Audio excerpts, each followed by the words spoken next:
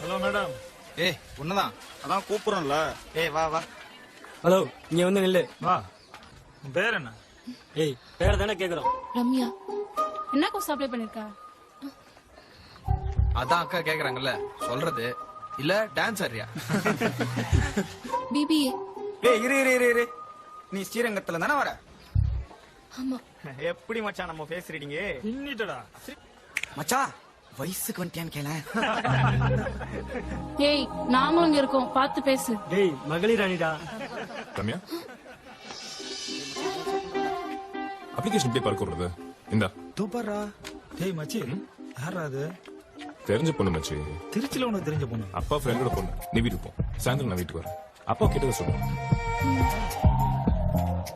என்னடா மச்சி, சொல்லவே இல்ல.